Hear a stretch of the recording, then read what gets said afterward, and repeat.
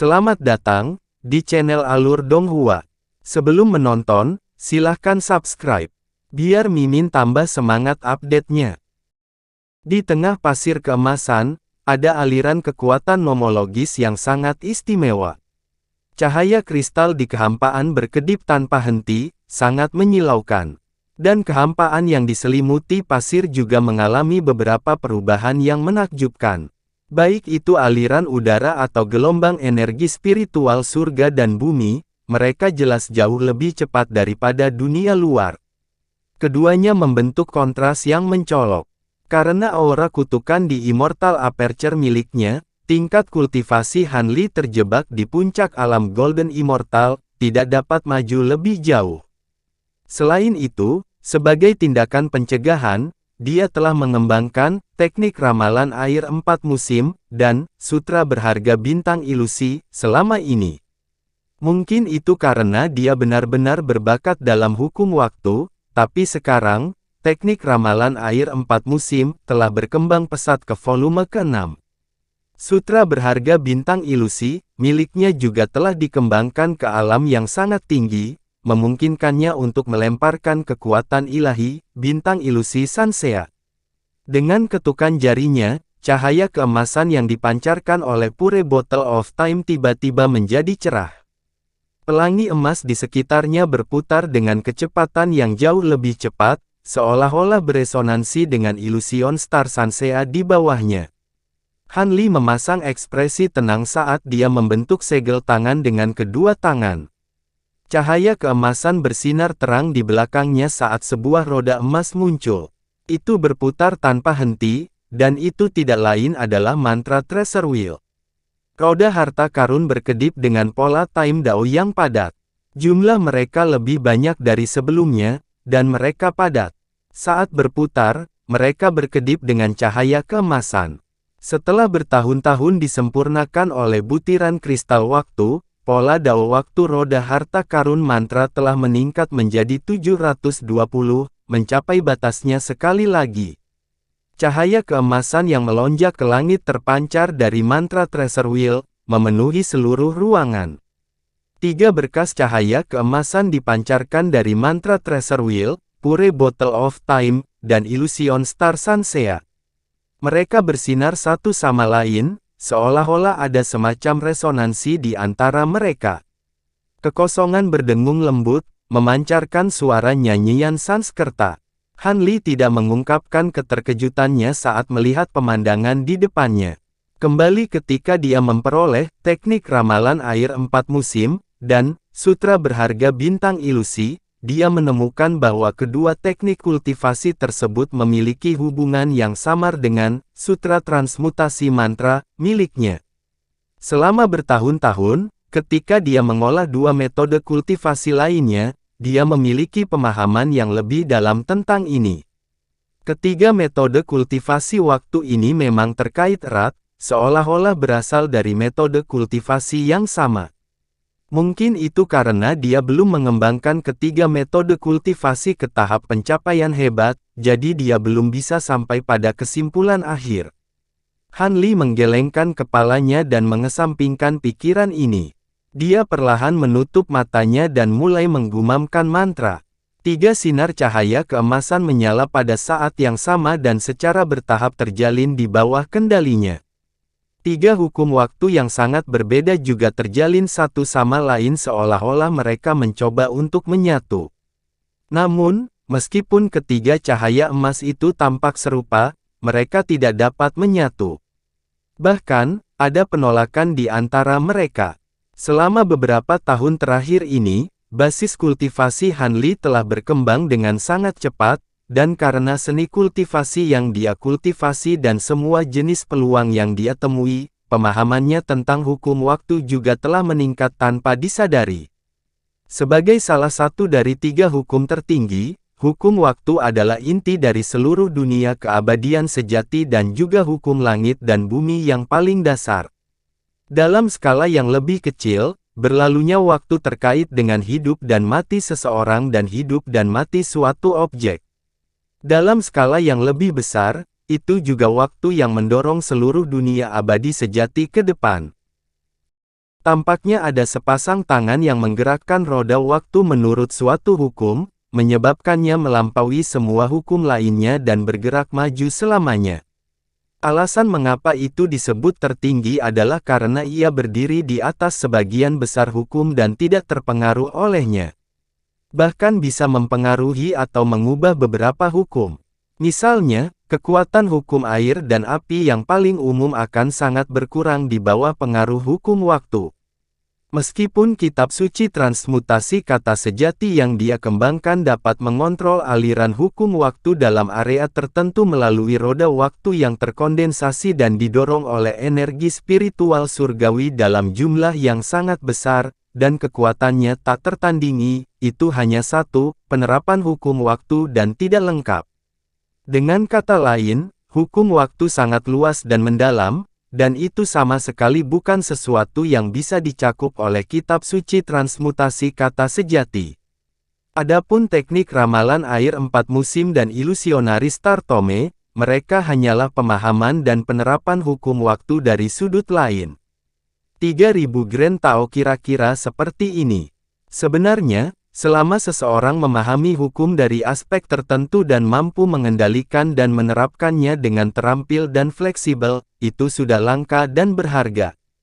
Para kultivator alam dewa sejati biasa yang baru saja mengintip ke dalam Grand Daos tidak akan dapat melakukannya karena keterbatasan energi spiritual surgawi mereka bahkan jika mereka memiliki pemahaman.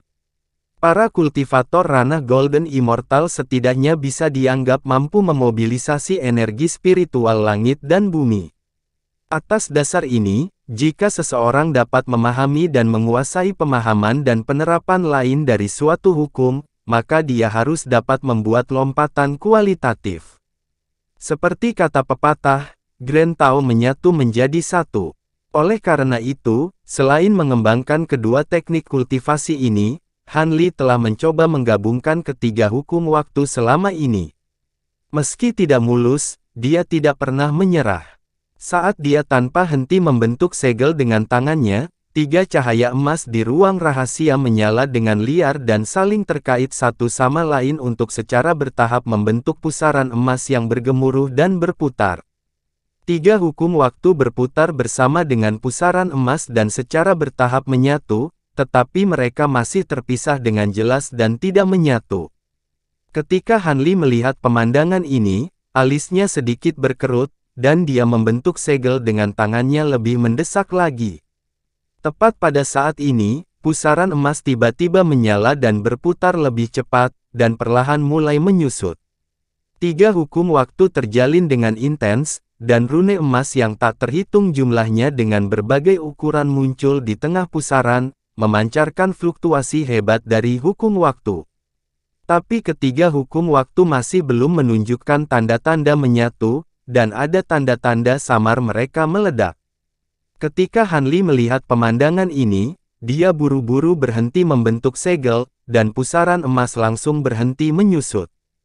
Fluktuasi hukum yang keras perlahan mereda, dan kembali ke keadaan semula. Dia menghela nafas panjang dan menggelengkan kepalanya dengan senyum masam. Selama bertahun-tahun, dia telah mencoba menggabungkan ketiga hukum waktu melalui berbagai cara dan metode, tetapi selalu berakhir seperti ini.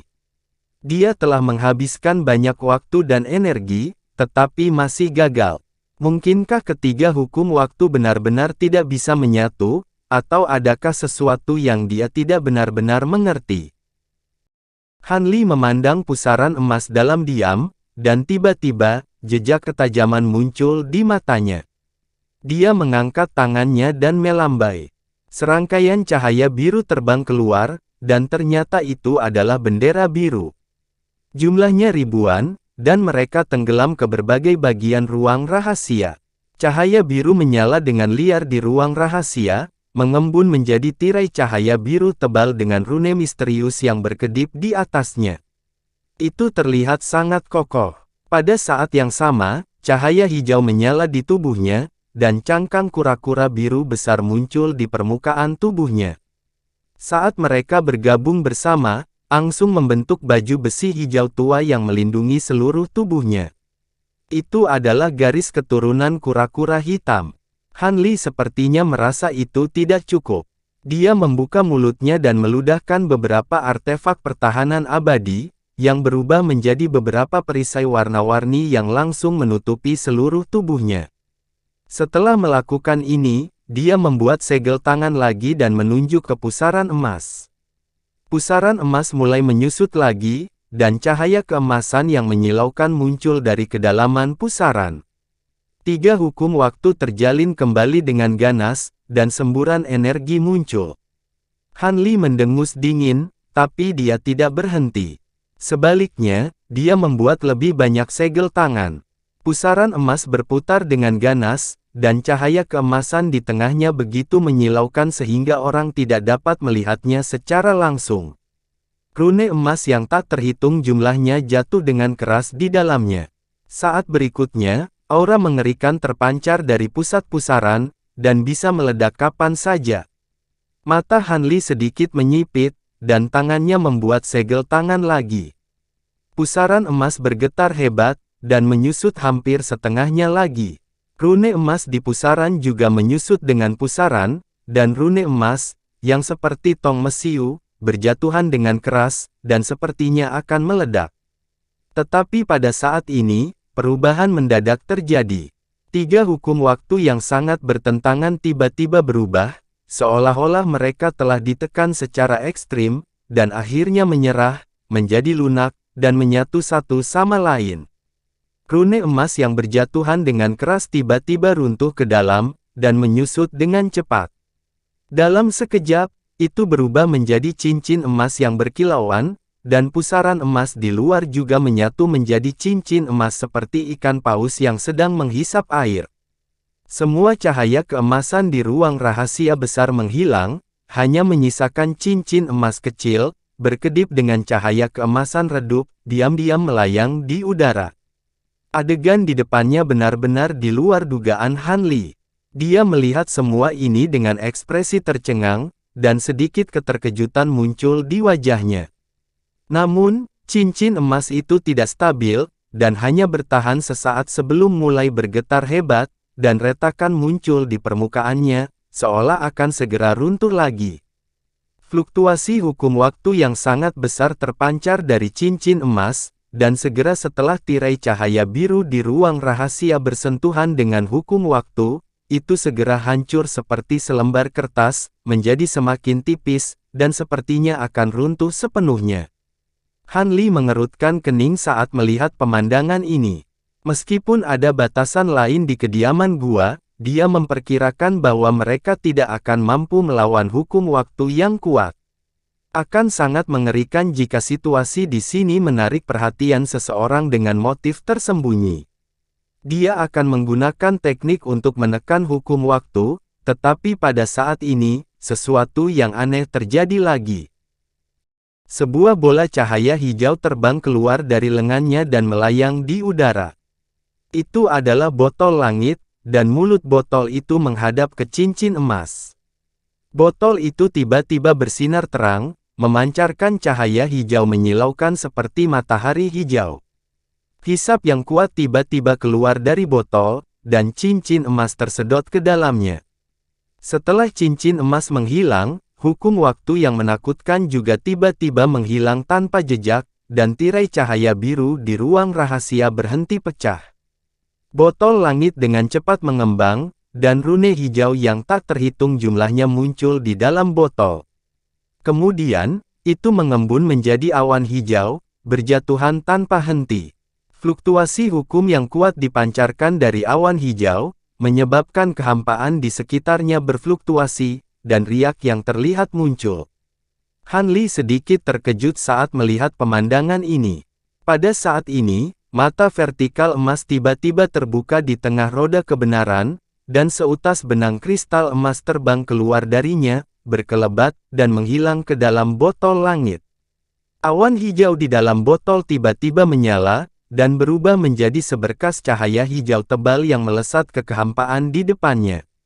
Kekosongan terbelah menjadi 2, dan cahaya kristal yang tak terhitung jumlahnya keluar dari celah-celah di ruang angkasa, mengembun menjadi dinding kristal. Cahaya di dinding menyala dengan liar, dan dari waktu ke waktu, beberapa pemandangan melintas. Jejak kekecewaan muncul di wajah Han Li. Dia mengira mutasi botol langit kali ini akan berbeda, tapi sepertinya sama seperti sebelumnya. Mungkinkah itu semacam bola-balik spiritual? Pada saat ini, botol langit menyala, dan dua mata hitam seukuran kacang muncul. Mereka memandang Han Li, mengungkapkan ekspresi yang sangat mirip manusia. Pada saat yang sama, suara kabur tiba-tiba terdengar di benak Han Li. Apakah kita akhirnya mencapai langkah ini? Saat Han Li mendengar suara ini, ekspresinya berubah. Sebelum dia bisa melakukan apapun, dinding kristal tiba-tiba bersinar terang, dan pusaran air besar muncul, bergemuruh saat berputar. Kekuatan isap yang sangat besar tiba-tiba muncul dari pusaran air dan menyelimuti tubuh Han Li. Kekuatan isap ini sangat kuat, jauh lebih kuat dari sebelumnya. Tubuhnya juga tersedot. Namun di saat berikutnya, kekuatan hisap yang menyelimuti tubuh Han Li tiba-tiba menghilang tanpa jejak. Dia merasakan sakit di benaknya, dan kemudian jiwanya tersedot tanpa perlawanan. Penglihatannya menjadi hitam, dan dia kehilangan kesadaran. Setelah beberapa waktu, kesadaran Han Li perlahan terbangun dari kebingungannya. Dia melihat sekeliling dan tiba-tiba menjerit kaget. Pada saat itu, dia berada di ruang abu-abu, dan di bawahnya ada gurun merah tua yang membentang hingga ujung penglihatannya. Tidak ada satu helai rumput pun di gurun, dan hanya ada pasir dan batu tak berujung yang terlihat. Dan di langit di atas gurun, ada sungai kristal perak yang mengalir di udara, membuat suara teredam seperti guntur saat mengalir. Setelah dia mati lebih dekat, yang mengalir di sungai bukanlah air sungai, melainkan tetesan cahaya yang terlihat seperti tetesan air. Han Li melihat sekeliling, dan ada ekspresi terkejut di wajahnya, tapi dia tidak segera bergerak. Bola-balik semangat kali ini sepertinya terasa berbeda dari waktu-waktu sebelumnya. Lingkungan sekitarnya dipenuhi dengan aura misterius. Dia segera mengingat mata yang muncul di botol langit sebelum dia bolak-balik, serta suara kabur. Dia tidak asing dengan sepasang mata itu. Itu adalah roh botol langit. Adapun kalimat itu, kemungkinan besar roh botol yang mengatakannya. Apa yang dimaksud dengan roh botol? Sepertinya ada antisipasi, dan ada juga sedikit peringatan. Han Li memikirkannya, tetapi dia tidak tahu, dan dia tidak melihat roh botol di sekitarnya. Dia menggelengkan kepalanya dan mengesampingkan pikiran ini, tidak memikirkannya lebih jauh. Saat dia menggelengkan kepalanya, dia tiba-tiba menemukan masalah lain. Pada saat itu, dia sepertinya tidak merasuki tubuh siapapun. Sebaliknya, dia dalam bentuk roh, melayang di udara. Ini, pikirannya goyah, dan pikiran yang tak terhitung jumlahnya melintas di benaknya. Semua ini seharusnya disebabkan oleh cincin emas yang dia padatkan menggunakan 3 hukum waktu. Hal itu tampaknya memicu perubahan yang lebih dalam pada botol langit. Setelah mengetahui hal ini, Han Li menenangkan dirinya dan melihat sekeliling. Hanya ada gurun tak berujung di sekelilingnya. Tidak ada yang perlu diselidiki. Dia dengan cepat menarik pandangannya dan terbang menuju sungai di udara. Segera, dia tiba di dekatnya. Saat dia semakin dekat, bisa melihat sungai dengan lebih jelas. Sungai besar mengalir dari tepi penglihatannya dan menghilang ke cakrawala di sisi lain. Dia tidak bisa melihat ujungnya. Tetesan air dan bola cahaya yang tak terhitung jumlahnya mengalir di sungai, padat dan tak berujung. Bola cahaya ini memiliki ukuran yang bervariasi. Yang lebih besar sebesar batu kilangan, sedangkan yang lebih kecil seukuran butiran beras. Terlepas dari ukurannya, tetesan air ini berkelap-kelip dengan gambar, seperti lentera yang berkedip. Namun, bola cahaya itu mengalir sangat cepat sehingga tidak bisa dilihat dengan jelas. Seluruh sungai memancarkan aura misterius yang tak terlukiskan. Itu megah dan perkasa, membawa semburan yang dibentuk oleh bola-bola ringan saat mengalir ke depan. Han Li dikejutkan oleh pemandangan di sungai. Butuh beberapa saat baginya untuk pulih. Dia dengan hati-hati mendekati sungai lagi dan melihat tetesan air besar yang mengalir melewatinya. Gambar gurun kuning samar-samar muncul di tetesan air ini. Itu berubah dengan cepat, dan dia tidak bisa melihatnya dengan jelas. Han Li ragu-ragu sejenak sebelum dia melepaskan seutas indera ilahi ke tetesan air ini. Dia mencoba melihat gambar pada tetesan air dengan jelas. Namun, pada saat itu, tetesan air itu tampak terstimulasi. Tiba-tiba bersinar terang dan melepaskan kekuatan melahap yang kuat, seluruh jiwa Han Li dilahap oleh tetesan air tanpa perlawanan apapun. Penglihatannya menjadi hitam, dan dia kehilangan kesadaran lagi. Setelah beberapa waktu, dia perlahan sadar kembali. Kekuatan orang ini benar-benar menakutkan. Kami bertiga 5 utusan bintang bergandengan tangan, tapi dia masih membunuh kami bertiga. Sebuah suara terengah-engah memasuki kesadaran Han Li, samar-samar mengungkapkan perasaan terkejut.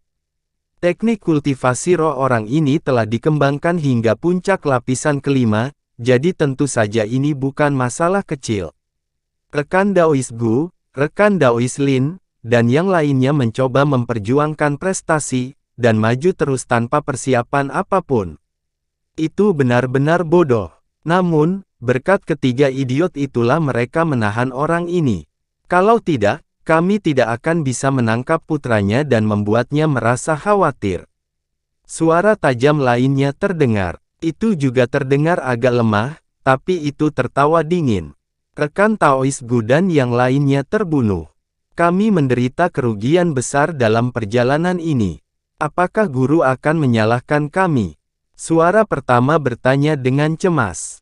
Dia tidak akan melakukannya. Kami, pengawas utusan abadi, menjalankan misi berbahaya. Apa yang harus ditakuti jika beberapa orang mati? Selama kita bersaudara menyerahkan kepala Lu Ren Yao ini kepada guru, kita pasti akan sangat dihargai. Suara tajam itu tertawa bangga. Mendengar percakapan keduanya, Han Li kaget dan langsung menarik gejolak semangatnya. Setelah dia menstabilkan semangatnya, dia diam-diam merasakan situasi di sekitarnya. Sama seperti sebelumnya, dia saat ini memiliki mayat. Mayat ini adalah seorang pria parubaya berjubah hitam. Rambutnya acak-acakan, dan wajahnya panjang dan kurus seperti serigala. Meskipun dia sudah mati, dia masih mengeluarkan aura keganasan. Dia saat ini terbaring di gurun kuning. Tanah di sekelilingnya penuh dengan lubang, dan ada kawah yang tak terhitung jumlahnya di semua tempat. Beberapa dari mereka memiliki lebar puluhan mil. Asap tebal menyembur keluar dari beberapa kawah, mengeluarkan bau belerang dari magma bawah tanah. Jelas bahwa pertempuran yang sangat intens telah terjadi di sini belum lama ini.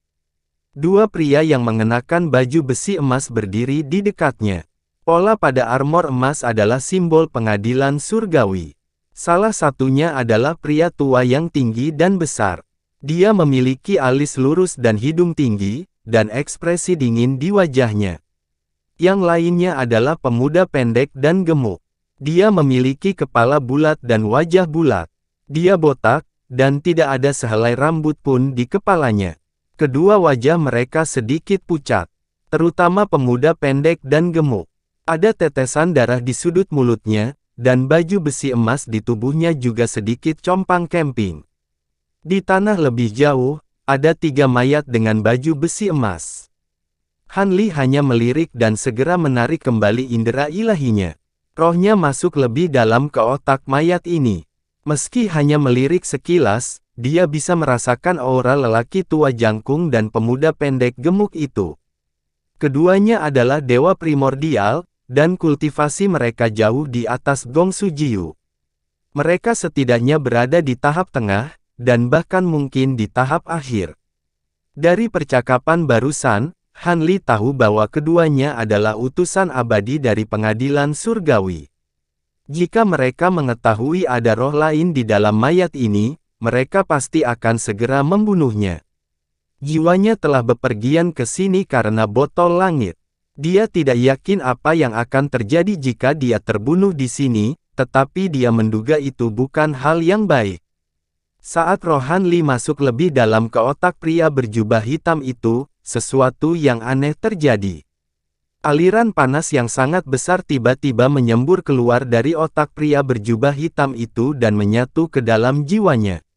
Aliran panas ini adalah indera ilahi yang sangat murni dan kuat. Semangat Han Li segera mengembang seolah terisi udara. Dalam indera ilahi yang besar, ada juga bagian dari ingatan pria berjubah hitam itu. Mereka dengan cepat terintegrasi ke dalam otak Han Li. Mungkin Han Li telah mengalami beberapa angkutan, dan semangatnya sudah terbiasa. Meskipun itu terus-menerus diintegrasikan ke dalam ingatan pria berjubah hitam itu, dia tidak merasakan terlalu banyak rasa sakit, dan dengan mudah menampung ingatan ini. Fragmen memori ini dengan mudah diakomodasi oleh roh Han Li, tetapi indera ilahi ini terlalu kuat. Itu hanya terintegrasi ke dalam sebagian kecil dari semangat Han Li sebelum berhenti. Kesadaran jiwa lainnya mengelilingi jiwanya dan membentuk awan putih sebening kristal, yang bergerak cepat di sepanjang lintasan yang sangat misterius. Han Li sangat gembira, indera ilahi ini sangat kuat, jauh lebih kuat dari miliknya. Selain itu, cara kerja indera ilahi ini persis merupakan tahap kelima dari seni permurnian roh. Selama bertahun-tahun, dia telah berlatih tahap kelima dari seni permurnian roh. Namun, tahap kelima sangat tidak jelas dan sulit, jauh di luar dugaannya. Dia telah berlatih keras selama ratusan tahun, tetapi kemajuannya masih belum bagus. Pada saat ini, ketika dia merasakan pengoperasian indera ilahi ini, untuk sesaat, banyak kesulitan dalam praktik masa lalunya tiba-tiba menjadi jelas, dan dia merasakan pencerahan. Namun, saat ini, Han Li tidak punya waktu untuk memahami ini dengan cermat. Dia tiba-tiba membuka matanya, mengangkat tangannya, dan menebas. Cahaya hitam yang menyilaukan keluar dari telapak tangannya. Itu adalah pedang terbang hitam. Cahaya hitam yang dipancarkan oleh pedang terbang tiba-tiba menjadi cerah, lalu menghilang tanpa jejak. Kemudian, cahaya pedang hitam yang tak terhitung jumlahnya diam-diam muncul dari udara tipis, dan berubah menjadi gunung pedang besar, menekan lelaki tua jangkung dan pemuda pendek gemuk. Perubahan aneh dalam pikiran pria berjubah hitam itu cukup keras, dan tidak bisa disembunyikan dari dua orang di sebelahnya. Benar saja, lelaki tua jangkung dan pemuda pendek gemuk itu memandangi mayat di tanah saat ini, dan wajah mereka penuh keterkejutan. Mereka buru-buru mundur, namun, tak satu pun dari mereka menyadari bahwa seberkas cahaya kristal keluar dari antara alis Han Li, dan menghilang ke dalam void dalam sekejap. "Kau belum mati, mustahil!" Pria tua jangkung itu berteriak tak percaya, dan tiba-tiba meraih ke arah Han Li. Riak biru yang tak terhitung jumlahnya keluar dari telapak tangannya, dan dalam sekejap, terkondensasi menjadi bayangan naga air biru besar, dan dengan keras menerkam ke arah gunung pedang hitam. Tubuh besar naga air biru meringkuk, dan tiba-tiba menjerat gunung pedang hitam. Kekuatan dingin yang aneh tiba-tiba muncul dari bayangan naga air, dan es muncul di void terdekat, dan seluruh void langsung membeku. Cahaya biru di gunung pedang hitam menyala, dan tiba-tiba berhenti. Itu membeku di sana, dan lapisan tebal kristal es biru muncul di permukaannya. Ada sedikit ketakutan di mata pemuda pendek gemuk itu, tetapi pada saat ini, dia juga berteriak dan melambaikan tangannya. Suara jernih terdengar, dan dua sinar merah menyala dari lengan bajunya. Itu adalah dua kait merah-merah.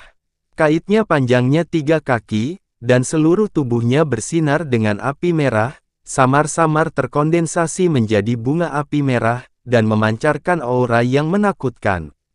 Kedua kait itu bergetar, dan berubah menjadi 2 garis merah terang, dan berbelok, dan menebas ke arah Han Li. Han Li membanting tangannya ke tanah, dan tubuhnya terbang seperti selembar kertas tipis.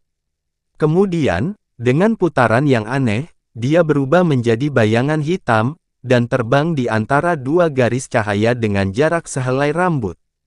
Segel. Sudut mulutnya membentuk senyuman, dan tangannya tiba-tiba membentuk segel. Kekosongan di belakang lelaki tua jangkung itu melintas, dan beberapa rantai kristal terbang keluar dari udara tipis, dan dalam sekejap, menghilang ke kepala lelaki tua jangkung itu. Wajah lelaki tua itu menunjukkan ekspresi ngeri, dan dia mengangkat tangannya, dan hendak melakukan sesuatu. Namun, pada saat berikutnya, cahaya di matanya tiba-tiba menghilang, dan digantikan dengan tatapan kosong. Tubuh terbangnya juga berhenti, dan dia berdiri di sana seperti patung batu. Jarak antara kedua belah pihak terlalu dekat, dan Han Li tiba-tiba melancarkan serangan diam-diam. Pria tua jangkung, seorang kultivator Dewa Taiyi, hampir tidak punya waktu untuk menunjukkan kekuatannya, dan dipenjara oleh sangkar pikiran dewa.